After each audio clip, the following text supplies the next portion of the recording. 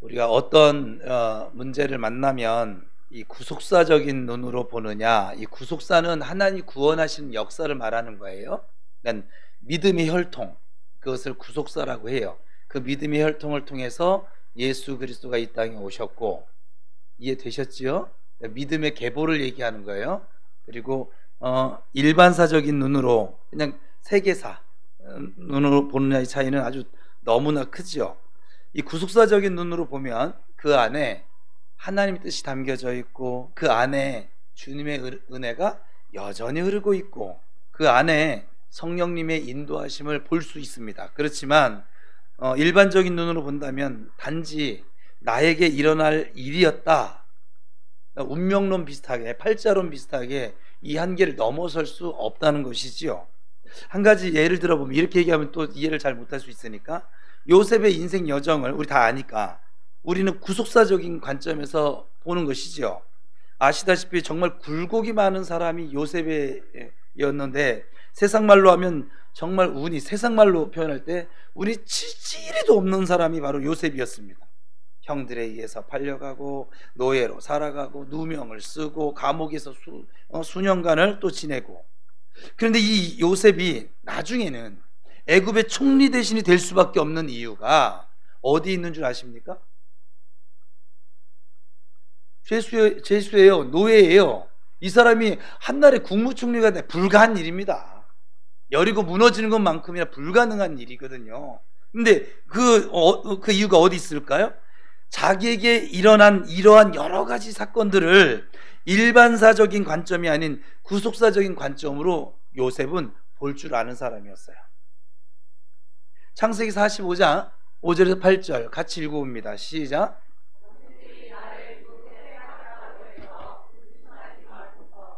한탄하지 마소서. 하나님이 생명을 구원하시려고 나를 당신들보다 먼저 보내셨나이다. 이 땅에 2년 동안 흉년이 들었으나 아직 5년은 밭갈이도 못하고 추수도 못할지라. 하나님이 큰 구원으로 당신들의 생명을 보존하고 당신들의 후손을 세상에 두시려고 나를 당신들보다 먼저 보내셨나니, 그런즉 나를 이리로 보낸 이는 당신들이 아니요 하나님이시라. 하나님이 나를 바로에게 아버지로 삼으시고 그 온 집의 주로 삼으시며 애굽 온 땅의 통치자로 삼으셨나이다. 이게 지금 자기를 팔아넘기고 죽이려고 했던, 그러니까 인생이 꼬이기 시작했던 출발점에 있었던 그 형들을 대해서 지금 고백하고, 구속사적인 관점에서 신앙 고백을 하고 있는 거예요. 그러니까 다른 사람 앞에서도 지금 신앙 고백을 하는 거예요. 하나님 앞에서만 신앙 고백하는 것이 아니라, 그러니까 요셉의 관점은 철저하게 구속사적인 관점, 하나님 중심의 관점을 가지고 있었기 때문에 우리 식으로 얘기하면 상처를 많이 받았을 인생이거든요. 그래 안 그래요?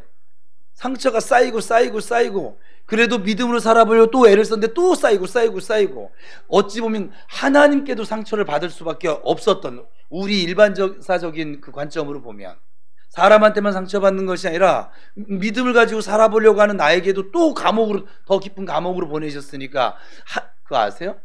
하나님께도 상처받은 성도들이 있어요.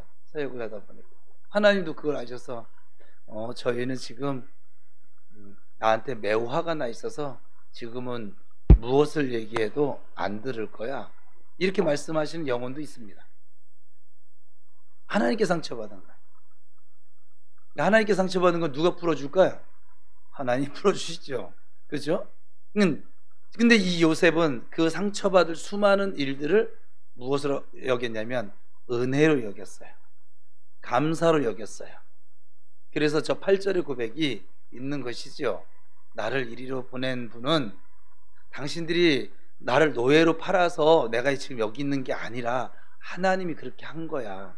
더 저걸 풀어서 얘기하면 하나님이 형님들을 통해서 나를 노예로 팔려가게 했고, 그 노예로 팔려간 자리에서 또 열심히 살았는데 하나님께서 나를 이렇게 세우시려고 저 깊은 감옥에 가서 또 훈련을 받게 하셨고, 그러니까 요셉은 자기에게 벌어진 모든 일들을 뭐냐면 지금 이 자리에 세우시기 위해서 하나님이 나에게 시키신 훈련으로 봤다 이 말이에요. 관점이 다른 거예요. 그래서 하나님께 쓰임받는 사람은 관점이 달라요.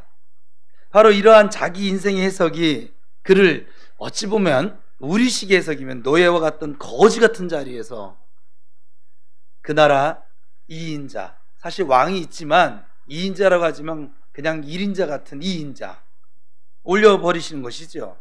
나는 더럽게 운이 없는 인생이야, 나는 운명을 이렇게 타고났나 봐, 이런 관점이 아니라 아무리 내가 당장 지금 이해하지 못할 상황을 맞이했지만 요셉은 결코 그것을 가지고 운명론으로 아니면 자기 환경을 탓하면서 나아가지 않았다는 것입니다. 오히려 끝까지 하나님을 신뢰하며 나아갑니다.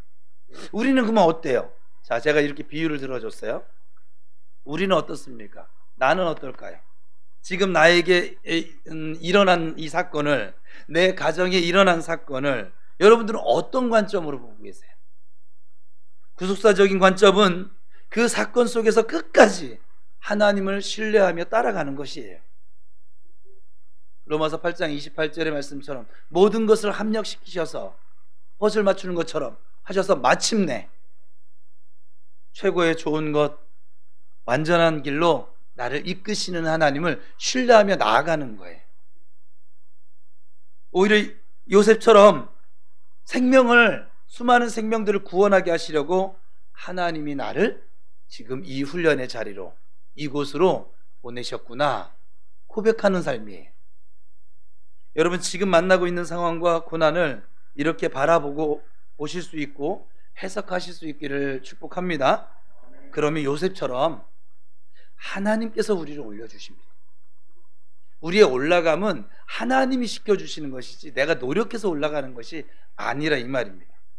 먼저 이런 믿음과 생각을 내가 해야만 합니다. 주 안에서 이런 결단을 내가 마음으로부터 할 수 있어야만 합니다. 근데 이것이 나의 힘으로 돼요, 안 돼요? 그러니까 성령을 따라 행하라고요. 그러니까 주 안에서 생각을 하라고요. 내 이 좁아 터진 이 소갈머리로 자꾸 이 교회를 보고 사람을 보고 역사를 보고 그러지 말고 주 안에서 하나님의 마음으로 교회를 보고 사람을 보고 또 여러분의 미래를 보고 자녀를 보고 가정을 보고 그렇게 할 수 있기를 축복합니다. 사람 인생 마음먹게 달렸다, 이런 말 들어보신 적 있으시죠? 제가 신학교 다닐 때 정말 죽을 고생을 다 했거든요. 사실은 고생한 얘기는 여러분들 앞에 별로, 제가 과거에 하나님 앞에 죄 지었던 얘기는 꺼내도 고생한 얘기는 별로 그렇게 크게 꺼내고 싶지는 않긴 한데 그래도 정말 죽을 고생을 많이 했습니다. 제가 지금 다른 목사님들을 이렇게 만나서 보니까 하나님 나를 이런 목회를 시키시려고 그때 그런 말도 안 되는 억울한 일, 쫓겨나는 일, 핍박받는 일, 뭘 못해서, 뭐를 열심히 안 해서 막 그런 일을 만났으면 제가 이해라도 했을 거 아니겠어요? 내가 게을렀으니까, 내가 전도사답지 못했고, 내가 목사답지 못했고, 내가 성도답지 못했으니까, 내가 예배드리지 못했으니까, 그러니까는 그럴 수 있겠다 이렇게 이해라도 할 건데 정말 열심히 씨름했거든요. 정말 여러분이 생각한 것보다 여러분이 지금 하고 있는 거를 저는 그때 했으니까 정말 열심히 씨름을 했거든요.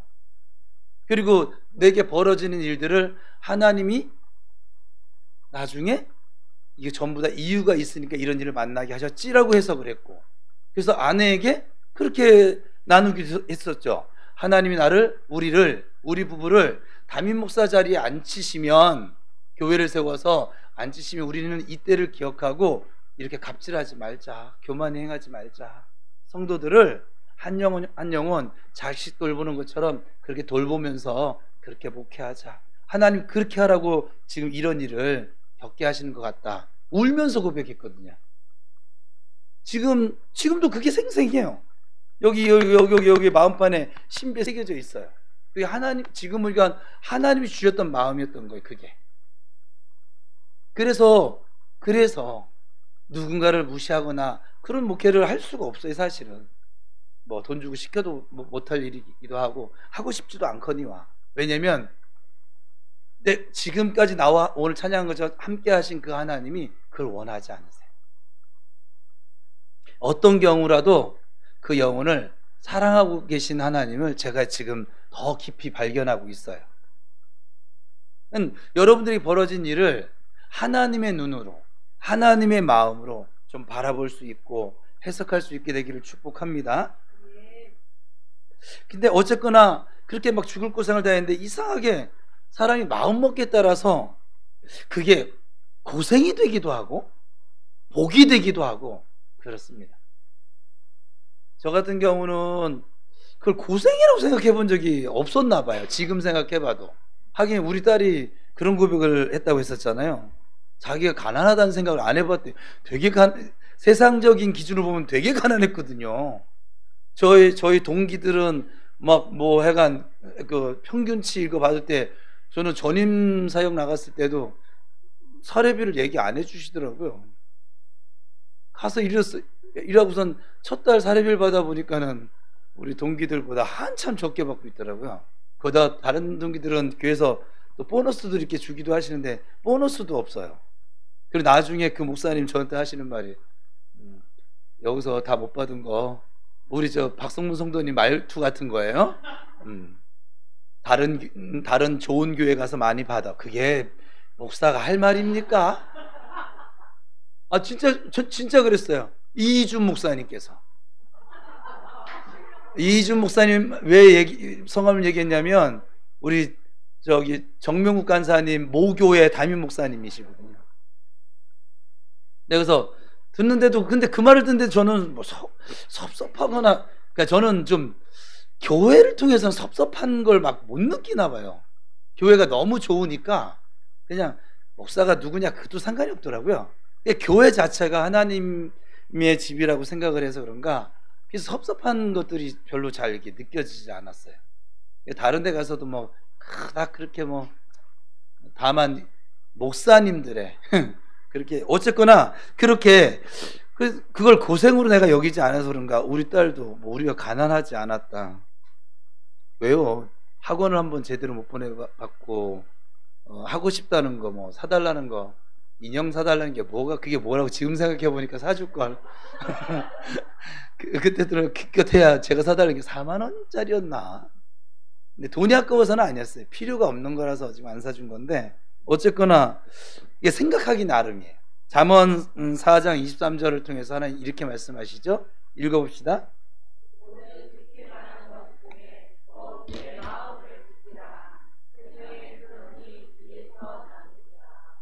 그러므로 먼저 우리가 마음의 변화를 하나님도 주시지만 그 주시는 그 은혜에 우리가 순종할 수 있어야 돼요. 마음의 변화를 주셔야 합니다.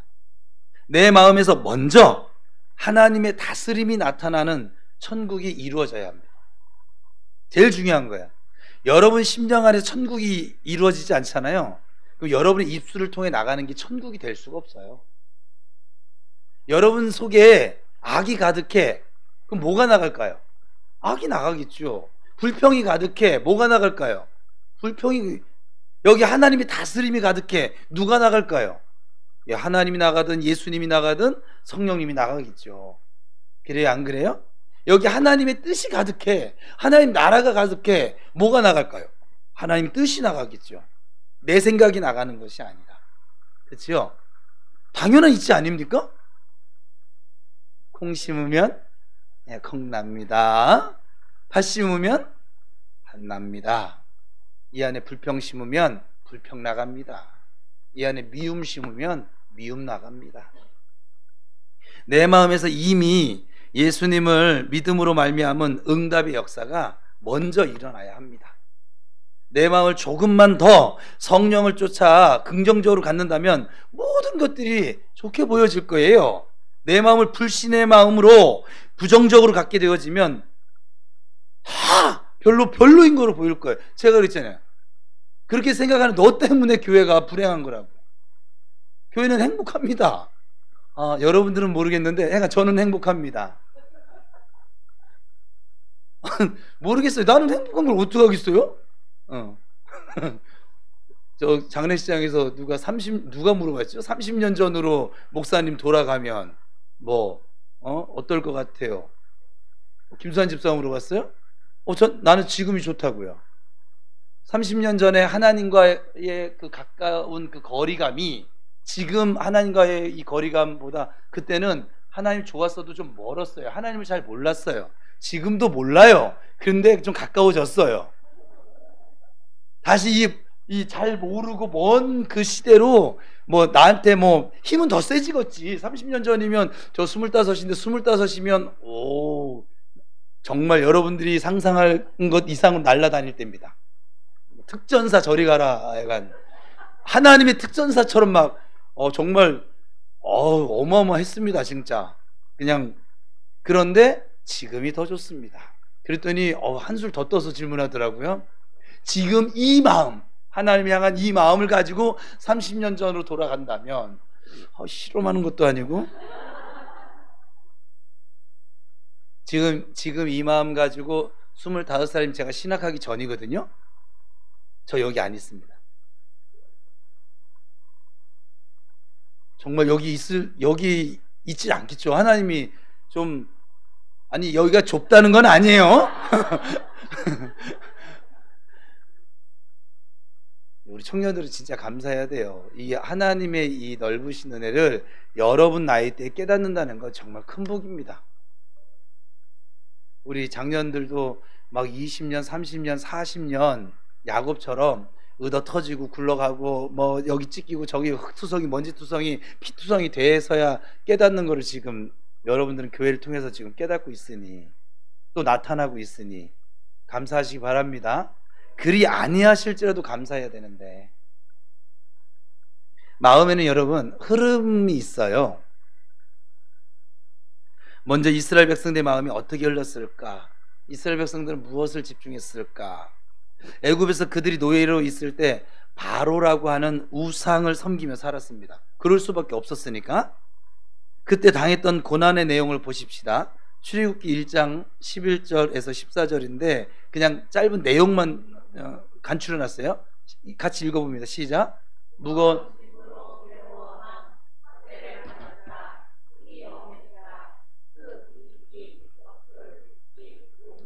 땡땡땡. 이때 이들의 마음은 늘 우상이었습니다. 하나님을 섬기며 살아야 하는 백성들이었거든요. 그러나 마음이 하나님을 떠났을 때 하나님은 그들에게 애굽의 고난을 주셨습니다. 이 애굽의 고난은 이 광야에서 받는 고난하고는 질적으로 차이가 있습니다. 오늘 고난 3가지 얘기할 거예요. 이 고난에는 이 애굽의 고난, 광야의 고난, 가나안의 고난이 있습니다. 애굽은 우상 숭배의 상태인데 그러므로 무거운 짐으로 괴로워함, 학대를 받았다, 일이 엄했다, 흙 이기기, 벽돌 굽기, 농사 땡땡땡. 이 고난은 사실 정말 의미 없고 쓸모없이 당하는 고난입니다. 그래서 힘들기만 합니다.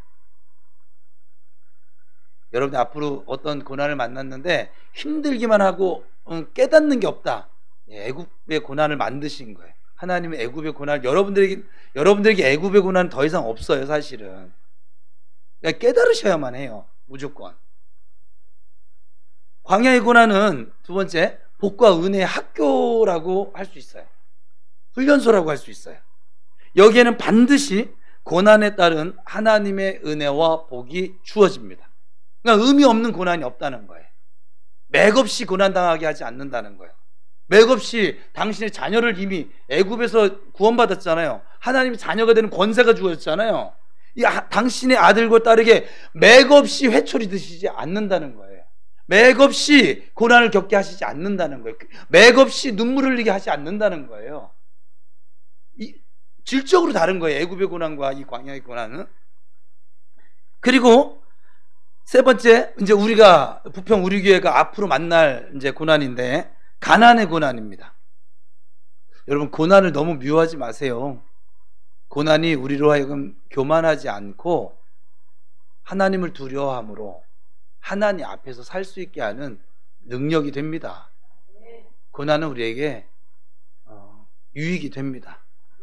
그래서 이 가나안의 고난은 가나안 땅에 들어가도 고난이 있습니다. 우리가 앞으로 만날 고난인데, 이것은 하나님의 거룩함을 이루기 위한, 그러니까 사명을 받은 사람들이 받아야 하는 고난입니다. 이 가나안은 어떤 곳이라고 했어요? 제가 설명하기를, 약속이 있는 땅. 우리 교회식으로 얘기하면 여러분 이해하기 쉽게, 레마가 있는 사람들이 받는 땅이, 그 레마가, 약속이 이루어지는 땅이 바로 가나안이에요. 이 광야는요, 여러분들 이거는 칠판 있어야 되는데 1층이 아니네.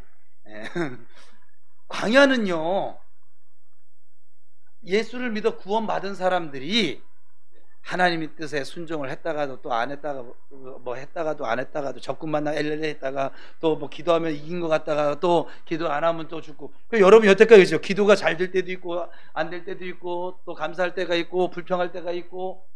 그랬어요? 안 그랬어요?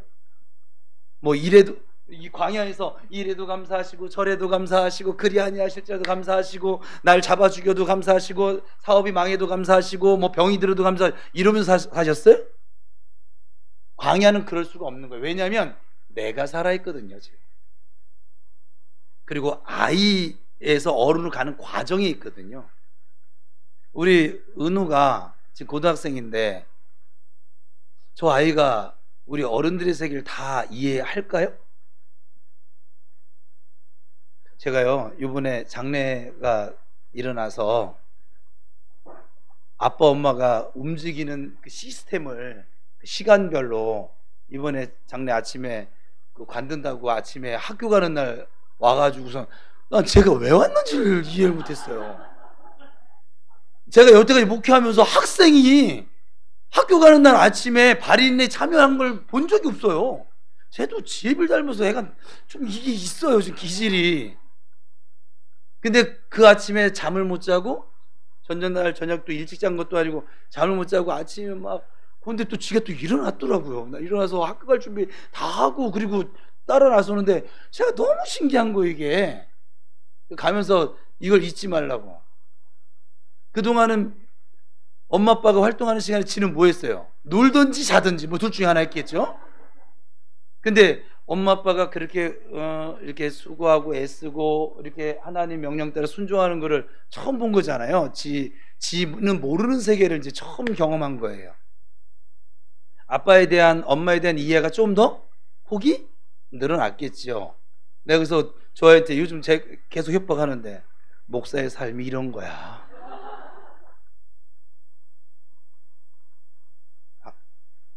경의를 표한다. 그러니까는 이게, 여러분 이 광야에 있을 때는 어느 데 가더라도 고난은 있어요. 고난이 없으면 여러분이 교만해져서 하나님을 주인으로 삼고 살 수가 없다니까요. 근데 이 고난인데, 여기서는 고난이 뭐냐면 나여에서 주여로 바꿔가는 그 과정이 고난이고, 이것을 통과한 사람들이 어딜 건너가요? 요단강을 건너가요. 그리고 이제 가나안을 들어가는 거예요. 이 가나안은 뭐가요? 레마, 약속이 성취되어지는 땅. 하나님 여러분들에게 약속하셨죠. 예수 믿을 때, 기도할 때 레마의 말씀 주셨죠. 그렇죠? 그 레마의 말씀이 이루어지는 땅. 근데 여기는 그래서 도구가 딱 하나 있어요. 오직 감사와 순종. 감사와 순종으로 밟는 땅이 가나안 땅이에요.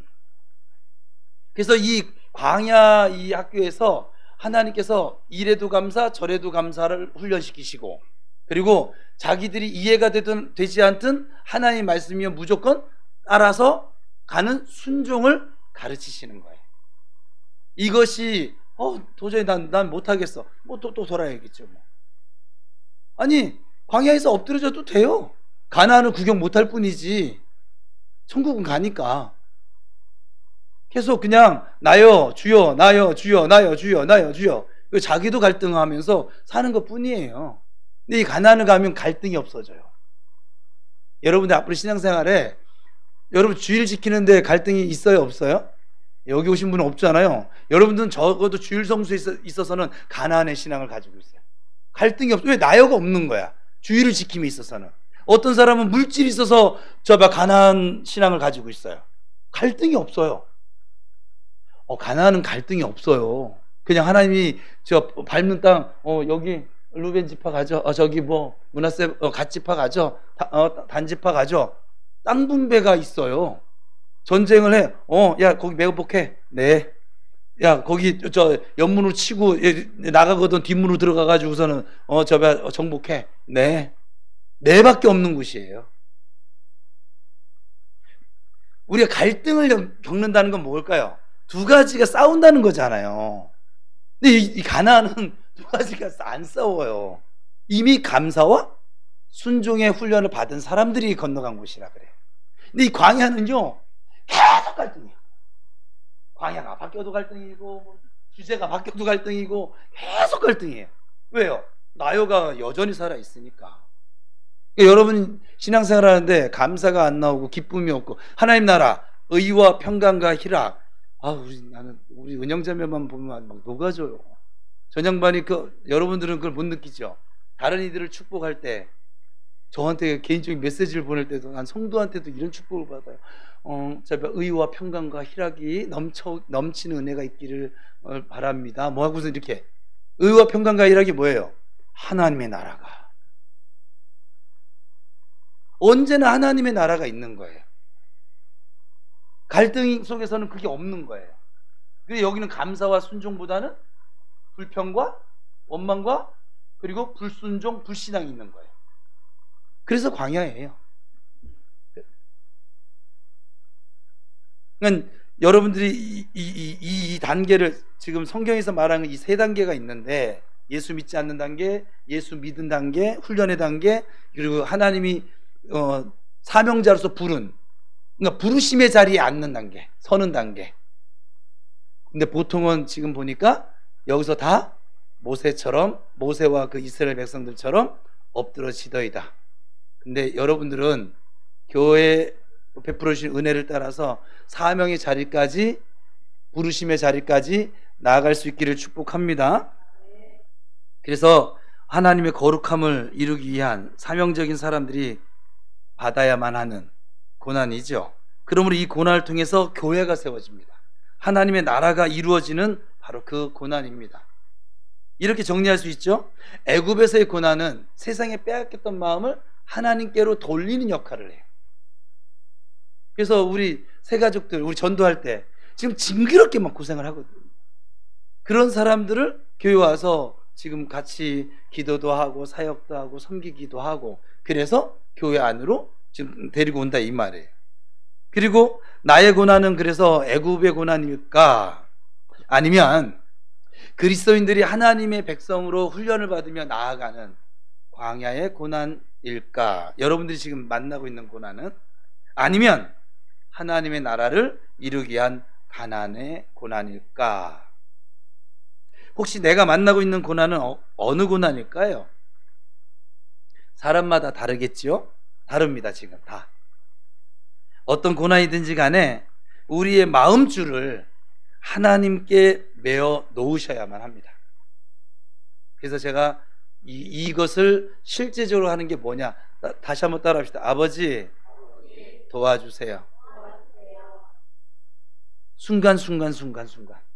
참 우리 교회 재밌는 교회예요. 청년부 수련의 주제가 성령을 따라 행하는 수련회였는데, 그래서 성령을 따라 행하는 게 뭐냐, 아버지 순간순간 도와주세요 하면 돼요. 이걸 아주 단순하게 가르쳐 주고 왔거든요. 제가 수련회 안 가신 분들 지금 수련회 갔다 온 거예요.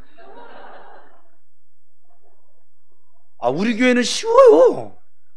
뭐 쉽게 가르쳐줘도 못 살아내는데 무슨 어렵게 가르쳐주면 어떻게 살아낼 거예요? 그렇죠? 복음은 여러분 쉬운 거예요. 대학을 나오지 않은 사람도, 배우지 못한 사람도 알 수 있는 게 복음이고요, 믿을 수 있는 게 복음이고요, 따라 살 수 있는 게 복음이라고요. 그걸 어렵게 만들었으면 누구든지 어떻게 복음을 믿겠습니까? 그렇죠? 돈이 없어도 믿을 수 있고요, 따라갈 수 있고요. 여러분, 주님이 우리에게 주신 선물은 정말 너무 쉬운 거예요. 이 쉬운 걸 목사들이 너무 어렵게 만들어놔서 좀 그렇긴 하지만, 여러분들도 딴 데 가서 어렵게 설명하지 마요. 그냥 은혜, 그냥 하나님 주신데 받아, 선물이야 이러고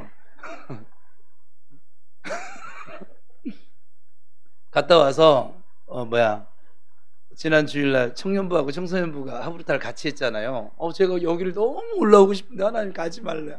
쟤들끼리 잘할 거니까 가지 말고 너는 밑에 장년부하고 같이 할.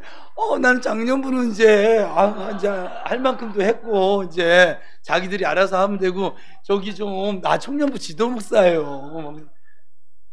그래서 가지 말래서 못 왔어요. 내 생각으로 왔으면 올라왔거든요. 그냥 올라오고 싶어서. 청년부 제가 주일까지 수련이라고 했잖아요. 그랬는데 어제 그랬더니 나눈 내용을 얘기해 주는데 청년부 수련회를 가지 않은 청소년부가 하브루타를 하는데 예율이 얘기하는 거예요. 우리는 뭐 다 가족이니까. 예율이가 이런 고백을 했대요. 뭐라고 했어요?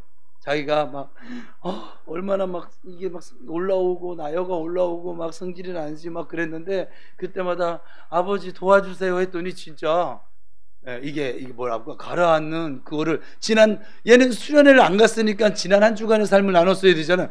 그래서 우리 청년회장이 저한테 얘는 수련회 안 갔는데 수련회가 우리랑 똑같지. 성령님 대단하시죠? 우리 교회가 이런 교회입니다. 하나님께서 원하시는 것을 하나님 향해서 마음만 열고 있으면 다 들을 수 있고 따라 행할 수 있는,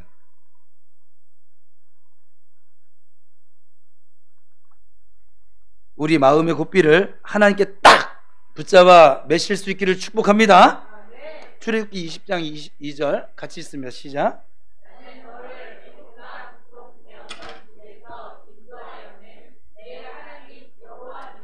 그들의 광야 세월이 그토록 길어진 이유를 40년 동안 됐는데 이 길어진 이유를 시편 78편에서 이렇게 설명을 하고 있어요. 같이 읽어봅니다. 시작. 그들은 계속해서 하나님께 범죄하여 그들이 그들의 탐욕대로 음식을 구하여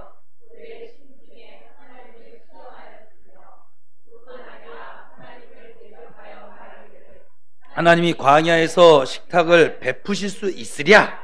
보라, 그가 반석을 쳐서 물을 내시니 시내가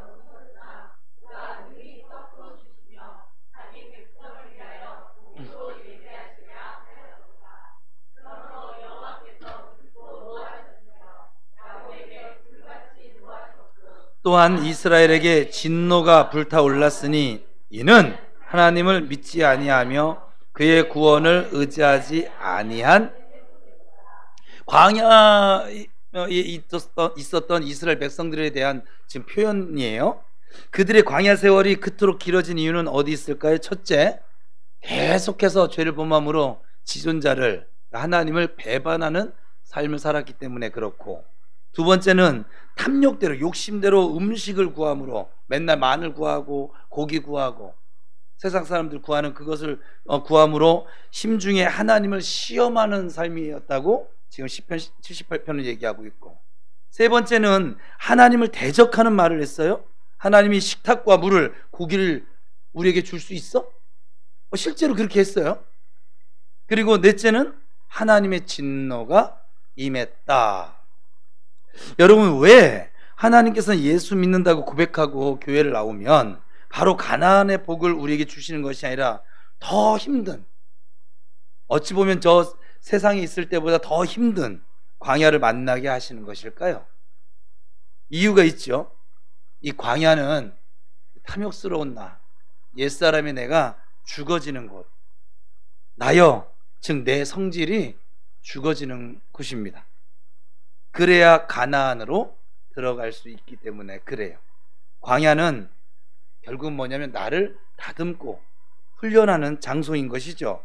광야교회는 결국 누구에게 내 인생의 주권이 달려져 있느냐, 이 주권의 싸움이 벌어지는 것이 광야예요. 그래서 광야에는 나여와 주여가 계속, 갈라디아서 5장대로 하면 육체와 성령이 계속, 제가 우리 교회에서는 그래서 이거 몇 레벨까지, 한 5레벨까지만 가도 그래도 저울질이 되니까 맨 처음에 광야를 가면 그냥 1대9 되거든요. 싸움이 안 되는 거예요. 그래서 넘어지는 거거든요.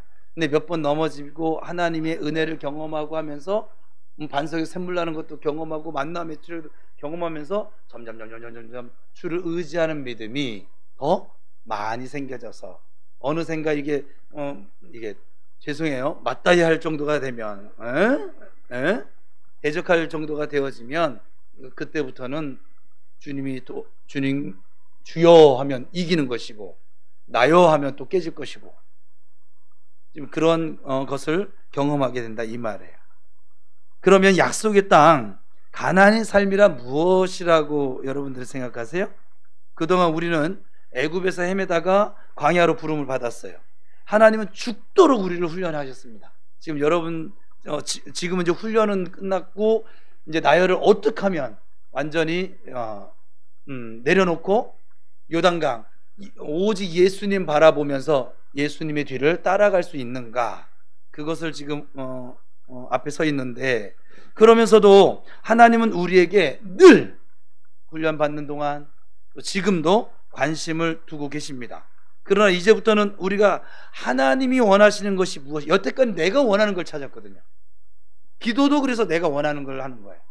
근데 이제는 하나님이 원하시는 게 무엇인지, 지금 하나님이 지금 무엇을 좋아하시는지 이것을 알아야 하고 초점을 하나님께 맞추는 거예요. 가나안의 복과 은혜의 열매가 이러한 성도들에게 맺혀질 것입니다. 우리는, 여러분 모르시죠? 이미 가나안 백성이에요. 여러분들 인정을 하든 인정하든 상관은 없어요. 우리 교회는 이미 가나안에 하나님이 집어넣으시려고 작정을 하셔서 가나안 교회예요. 광야 교회에서 머무를 교회는 아닌 것 같아요. 그렇다면 이제부터는 먹는 것, 입는 것, 쓰는 것은 하나님께서 책임져 주시도록 하시는 그 하나님 나라의 법칙을 우리가 알고 순종해야만 합니다. 원리가 있죠. 우리가 하나님 거룩한 일을 책임지면 하나님은 우리의 것을 책임져 주시는 원칙이 하나님 나라예요. 우리가 교회를 책임지면 하나님은 우리의 가정을 책임져 주시는 법칙이에요. 우리가 먼저 하나님의 나라와 의를 구하며 살면 하나님께서는 우리를 위해서 살아주시는 법칙이에요. 그러므로 나는 하나님의 일을 하고 하나님은 나의 일을 책임져 주시는 상호 보완적인 소통, 이것이 참된 신앙생활이죠. 여호수아 24장 11절에서 13절을 볼 텐데 앞에 있는 내용만 봅시다. 시작. 너희가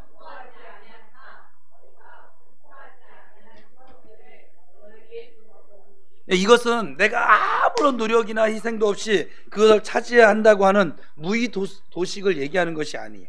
상호 책임, 상호 존중의 법칙이에요. 우리가 하나님의 일을 하면 하나님은 내 일을 책임져 주시는 것. 내가 신방 때문에 혹은 교회 뭐 이런저런 일 때문에 전도 때문에 가정에서 기업에서 막 그 시간을 비웠어. 그런데 하나님은 그럼에도 불구하고 내 가정과 기업들을 책임져 주시는 아주 상호보완의 놀라운 법칙입니다. 이게 하나님 나라 법칙이에요. 하나님은 우리를 그냥 사용하시지 않고 일꾼으로 써주십니다. 일꾼은 뭐냐면 품삯을 받는 사람이에요. 하나님, 아버지 주머니 좀 여시지요. 요번에 수련회 가서 그분 만나고 갔잖아요. 그분 통해 또 하나님 저한테 뭐 어떤 음성을 들려주셔서 여러분과 또 이제 나누게 될 것인데, 은사 세미나 때 나눌 주제를 주셨어요. 그 목사님을 통해서 같이 들었는데 이분들은 못 들었을 거예요 아마. 근데 제 귀엔 그게 들려져서 하나님께 물었더니 맞대요.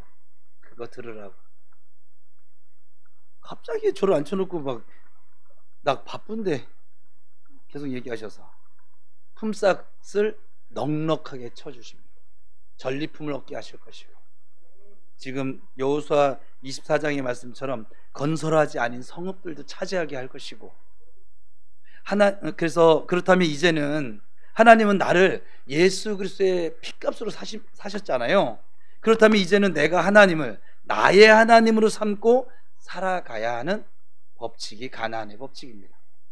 가나안은 하나님께서 일을 하실 때 나를 통해 일을 하시도록 만들어야 하는 단계이고, 전쟁은 누가 한다고 그랬어요? 하나님이 하는데 실제 우리 육안으로 볼 땐 누가 하고 있어요? 여호수아와 이스라엘 백성들이 하는 거예요. 말도 안 되는 전쟁이긴 하지만 하나님이 하십니다. 근데 사람이 합니다. 나는 내 일을 내가 하려고만 하지 말고 하나님께서 이루시도록, 하나님께서 하실 수 있도록 하는 단계가 가나안의 단계입니다. 오늘 말씀을 정리해 볼게요. 하나님은 원래 처음부터 이런 계획을 가지고 계세요. 우리를 거룩하고 흠이 없고 온전한 존재로, 하나님의 나라와 의를 위하여 살아가는 존재로 부르셨어요. 그 부르심의 자리가 가나안이에요. 그 가나안의 자리에 앉게 하시려고 훈련을 시킨 것이고, 근데 이 훈련이 너무 힘들다고 중간에 포기를 했어. 나 생긴 대로 살래요. 그냥 적당하게 그냥 살래요. 힘들면 불평도 하고, 이렇게 더우면 여행도 좀 가고, 나 적당하게 주일도 어쩔 때는 낚시도 한번 가보고, 벼락 치세요. 가끔가다 맞아 보지 이러면서 사는 거예요, 그냥. 그래도 난 구원받았으니까, 난 하나님의 자녀라는 거는 변함이 없으니까, 난 그냥 내 생긴 대로 살래요. 나 원래 이런 놈이에요. 어려서부터 난 원래 이런 놈이에요. 막 이러면서 사는 거예요, 그냥. 이해가 되세요? 지금 여러분이 그 전에 이러고 살았잖아요. 제발 이런 얘기할 때 아닌 척 좀 하지 마요. 좀 외로워요. 저만 그랬어요? 그래서 광야의 삶을 사는 거예요. 그런데 지금 이제 교회를 통해서 여러분에게 하나님 제시하는 거잖아요. 이제 자꾸 나여 주여 왔다 갔다 하고, 한 발 세상에 있고 한 발에 여기 있고, 그거 그만하고 뜨겁든지 차갑든지 할 것이지, 그냥 뜨뜻미지근 해가지고 이게 믿는 것도 아니고 안 믿는 것도 아니고, 이건 주여도 아니고 나여도 아니고 그러지 말고 오직 주여로 한번 살아봐. 내가 널 이 자리에 앉히려고.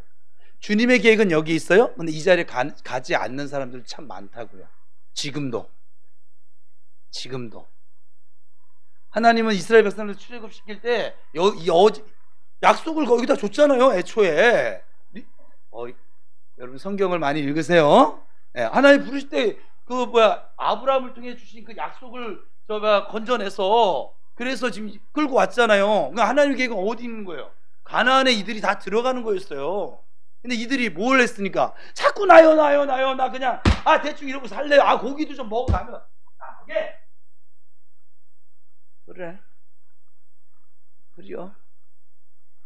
네가 그렇게 선택한다면야 방법이 없지.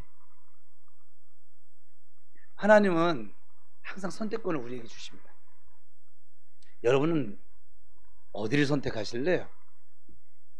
하나님을 좋게 하는 걸 선택할래요? 나를 좋게 하는 거를 선택을 하실래요? 지금도 그 싸움이 일어나고 있는 사람들이 이 자리도 지금 있죠. 나를 즐겁게 해줄 것인가, 아니면 하나님을 기쁘시게 할 것인가, 나를 기쁘게 할 것인가. 이 싸움이 계속 벌어지거든. 지금 광야에 있는 것이고,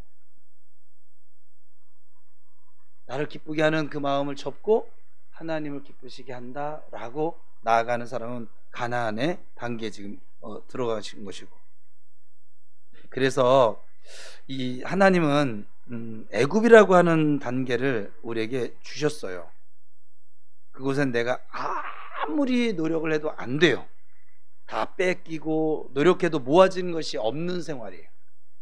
사는 의미도 없고 매일 싸움과 분쟁, 가정에서도 그야말로 지옥이에요. 맨날 남편하고 아내하고 맨날 감정 싸움하고, 저도 저 현옥이하고 사랑해서 만났는데 왜 싸워야 했는데, 지금 돌이켜보면 또라이 같은 짓을 했는데, 결혼해서 정말 맨 처음에 많이 싸웠어요. 왜? 그쵸? 주도권 싸움 아니냐고 그래요. 그게 물론 다는 아니에요. 어떤 분은 일방적으로 두들겨 패가지고 끌고 가는데, 근데 약간 인격적으로 하면 싸우는 거죠. 누가 주도권을 가지느냐. 그런데 내가 내 인생의 주인인 줄 알고 살거나, 혹은 이상한 우상단지 붙잡고 살아가는 바로 그런 단계가 애굽의 단계. 이런 우리들에게 하나님 2차적인 계획을 준비하셨고 실행을 시키셨죠. 그것은 우리를 애굽에서 빼내오는 것이죠. 그리고 광야를 준비하셨습니다. 이 광야 단계에서 철저하게 주인을 바꾸도록 훈련하는 것이죠. 그동안에 나를 버리고 부인하고 부셔버리는 이 과정이 보통 힘든 것이 아닙니다. 그래서 광야는 아까 나여와 주여 갈등의 관계이기도 합니다. 그래서 근근히 막 먹고 삽니다. 하나님 나에게 초점을 맞추는, 아직 어리고 투정 부리고 달라고만 하는 그런 아주 초보적인 단계인 것이죠. 이 과정에서 하나님은 우리를 그 다음 가나안 단계로 이끌어 가십니다. 가나안은 내가 항복하고 하나님 앞에 내 신발을 벗어버리는 단계입니다. 철저하게 하나님께서 나의 주인이 되십니다. 물론 여기서도 고난은 있습니다만은 이 고난은 결국에는 하나님 나라를 이루기 위한 거룩한 고난인 것이지요. 내가 하나님의 일을 하면 하나님께서 나를 책임져 주시는 단계. 보십시오. 애굽에서 나올 때 어린 양을 잡아서 문설주에 바릅니다. 이것은 그리스도의 죽음으로 우리가 애굽을 탈출했다. 저 죽음의 자리에서 생명의 자리로 탈출했다. 바로 예수님의 죽으심입니다. 광야에서는 예수 안에서 죄의 종로로 했던 내가 죽는, 그러니까 처음엔 예수님이 죽어주십니다. 우리가 그래서 구원받았어요. 그 다음엔 예수 안에서 내가 죽는 자리에, 그게 광야의 자리라고요. 자기 부인이에요. 가나안에서는 우리 속에 남아있던, 우리를 힘들게 만들고 어렵게 만들었던 그 가나안에 들어가면 몇 족속이 있어요? 7족속이 기다리고 있어요. 특별히 아말렉, 이 사단들을 때려 잡는 단계가 가나안의 단계예요. 저는 우리 성도들이 이 가나안을 주님과 함께 누리면서 영적 전투에서 승리하기를 축복합니다. 지금 우리가 겪는 어려움은 7족속들인 사단들이 물러가며 주는 어려움일 수도 있습니다. 또는 거룩한 하나님 나라를 위해서, 그 나라를 세우기 위해서, 내 안에 성전을 건축하기 위해서 우리의 고난과 땀을 요구하는 고난일 수도 있습니다. 그러므로 이렇든 저렇든 정말 우리가 지금 만나고 있는 고난은 의미가 있는 것입니다. 아직도 내가 내 삶의 주인이라고 생각하신다면 지금도 늦지 않았습니다. 돌이키십시오. 그 주권의 싸움에서 빨리 항복하시면, 하나님에게 초점을 맞추시기만 하신다면 하나님께서는 우리들의 식생활, 의식주를, 이 모든 것을 넉넉하게 책임져 주실 줄로 믿습니다. 또한 우리는 영적 전투에서 예수님과 함께 마침내 승리를 경험하게 될 것입니다. 그리고 하나님의 나라와 의를 이루는 현장에 서 계시는 저와 여러분을 발견하게 될 것입니다. 여러분, 하나님께서 우리와 함께하고 계십니다. 여러분, 우리 구주 예수님이 우리에게 권세와 능력을 주셨습니다. 여러분, 성령 하나님이 우리를 지금도 도와주고 계십니다. 그러므로 우리는 주 안에서 승리하게 될 것이고 마침내 약속의 자리에 서게 될 것입니다. 우리 주님과 함께 나아갑시다. 기도하겠습니다.